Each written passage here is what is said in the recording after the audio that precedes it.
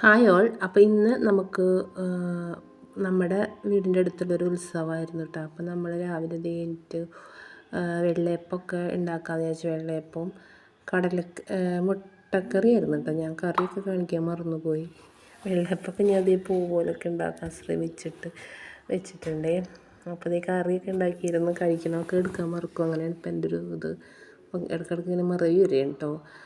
അപ്പോൾ അങ്ങനെ പിന്നെ നമ്മളോടുണ്ടായ പാവയ്ക്കയില്ലേ, അതന്ന് ഉണ്ടാക്കി. പക്ഷെ അത് ഞാൻ വീഡിയോ ഇട്ടില്ല കേട്ടോ. അപ്പോൾ ഇന്ന് പെട്ടെന്ന് ഓർമ്മ വന്നപ്പോൾ അത് തോരൻ വെക്കുന്ന ഒരു വീഡിയോ ഒക്കെ ഇട്ട്. പക്ഷെ അത് ശരിയായില്ല കേട്ടോ. ഞാൻ തോരൻ വെച്ചത് അത്ര ഇഷ്ടപ്പെട്ടില്ല ആർക്കും.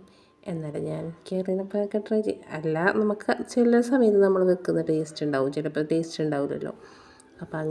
അപ്പോൾ ഈ തൊട്ടടുത്തുള്ള അമ്പലത്തിലെ ഉത്സവമായിരുന്നു.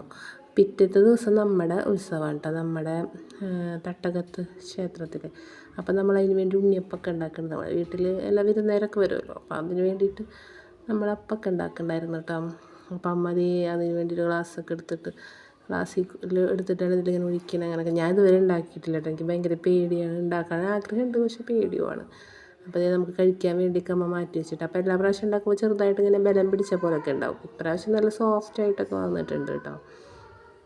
അങ്ങനെ നമ്മളിത് അപ്പുറത്തെ അമ്പലത്തിൽ പോയി അവിടുത്തെ ഇതൊക്കെ കണ്ടു കേട്ടോ. വർണ്ണമഴയും വെടിക്കെട്ടൊക്കെ കണ്ടു. കുറച്ച് നേരം മക്കൾക്കൊക്കെ പേടിയായി വെടിക്കെട്ട് കണ്ടിട്ട്. പക്ഷേ വർണ്ണമഴ കണ്ട് കുറച്ച് നേരമൊക്കെ നിന്ന്. എന്നാലും പേടിയാണ്. അവർക്ക് 4 വയസ്സായിട്ടുള്ളൂ. അപ്പോൾ അവർക്ക് അതൊക്കെ കാണുമ്പോൾ നല്ല പേടിയാണല്ലോ. നമ്മളാണെങ്കിൽ അങ്ങനെ പുറത്തൊന്നും അധികം കൊണ്ടുപോകുന്നില്ല അച്ഛനൊന്നും. ഹസ്ബൻഡ് കൊണ്ടുപോയിരുന്നു, അച്ഛൻ അങ്ങനെ ഒന്നും കൊണ്ടുപോകില്ല. അപ്പോൾ നമുക്ക് ഈ തൊട്ടടുത്തുള്ള അമ്പലത്തിലെങ്കിലൊക്കെ പോയി കാണാമല്ലോ എന്ന് വെച്ചാൽ. പിന്നെ നമ്മൾ പോണ അമ്പലമാണ് നാളെ. നമ്മൾ പിറ്റത്തെ ദിവസം നമ്മൾ പോണ പൂരം. അത് നമ്മളെല്ലാവരും വണ്ടിക്ക് വിളിച്ച് പോവും. അങ്ങനെ കേട്ടോ. പിന്നെ നമ്മൾ ഈ അടുത്തുള്ള പൂരത്തിനൊക്കെ തൊട്ടടുത്തായാലൊക്കെ പറഞ്ഞേക്കുള്ളൂ കേട്ടോ. അപ്പോൾ അതേ അവിടെ ലൈറ്റുകളൊക്കെ ഉണ്ട് കാണാൻ. കുറേ ഒന്നും എടുക്കാൻ എനിക്ക് പറ്റിയില്ല. അപ്പോൾ അത് വഴി നമ്മളെ വീടിൻ്റെ അവിടെ തൊട്ട് അമ്പലം വരെയും ലൈറ്റ് ഇട്ടിട്ടുണ്ട്. അപ്പോൾ മക്കളന്ന് ഒരു 3-4 ദിവസം മുന്നേ ലൈറ്റ് ഇടും. അപ്പോൾ അവർക്ക് ദിവസം ലൈറ്റ് കാണാൻ പോകണം എന്ന് പറഞ്ഞിട്ട് വാശി പിടിക്കും. അപ്പോൾ നമ്മൾ ദിവസം അവരായിട്ട് ലൈറ്റ് കാണാൻ പോകും കേട്ടോ. സത്യം പറഞ്ഞാൽ നമുക്കും ആഗ്രഹമാണ്. നമ്മളങ്ങനെ ഒന്നും കൊണ്ടുപോകാത്തതുകൊണ്ട് നമുക്കിതൊക്കെ വലിയ സന്തോഷം കേട്ടോ. പിന്നെ നമ്മൾ തട്ടകത്തെ ക്ഷേത്രത്തിൽ നമ്മൾ തലേ ദിവസം ഗാനമേള, പിറ്റേ ദിവസം പൂരം, അതിൻ്റെ പിറ്റേ ദിവസം ഡാൻസ് അങ്ങനെയൊക്കെ ഉണ്ട്. പക്ഷേ നമ്മൾ ഗാനമേള ഇടയ്ക്കൊക്കെ പോകുമായിരുന്നു. ഇപ്പോൾ പോകാറില്ല കേട്ടോ. കൊണ്ടുപോകാനും ആളില്ല നമുക്ക്. പിന്നെ നമ്മൾ പെൺകുട്ടികളെല്ലാം ഒറ്റയ്ക്ക് പോകണ്ടെന്നൊക്കെ പറഞ്ഞിട്ട് അങ്ങനെ വിടൂല. അതുകൊണ്ട് നമുക്ക് ഇങ്ങനെ പുറത്തൊക്കെ ഇങ്ങനെ കാഴ്ചകൾ കാണുമ്പോൾ ഭയങ്കര സന്തോഷമാണ് കേട്ടോ.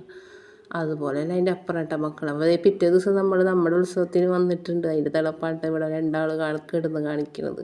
അപ്പോൾ നമ്മളാണെങ്കിൽ 4:30 പോന്നു. പക്ഷേ അവിടെ അധികം പേരൊന്നും ഉണ്ടായിരുന്നില്ല.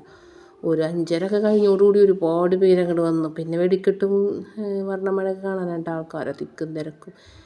അപ്പോൾ അതേ അവിടെ കുറേ ചെയറൊക്കെ കൂട്ടിയിട്ടുണ്ടായിരുന്നു. അതിൻ്റെ മുകളിൽ കയറി അമ്മ ഭയങ്കര ജാടയിലിരിക്കുകയായിരുന്നു കേട്ടോ. അപ്പോൾ 7 ആന ഉണ്ടായിരുന്നു ഈ പ്രാവശ്യം. എല്ലാ പ്രാവശ്യം 9 ആനയായിരുന്നു, ഈ പ്രാവശ്യം 7 ആന. അപ്പോൾ നമ്മൾ അവിടെ നിന്നൊരു സർബത്തൊക്കെ കുടിച്ച് ഇവർക്ക് കളിപ്പാട്ടൊക്കെ കുറേ വാങ്ങിയിട്ടാണ്. എന്നാലും ഇവർക്കത് മതിയാവില്ല. അപ്പോൾ ഐസ്ക്രീമൊക്കെ കഴിച്ച് മുഖത്തൊക്കെ ഇങ്ങനെ ആ കുട്ടി ഒരു കുട പിടിച്ചിട്ട്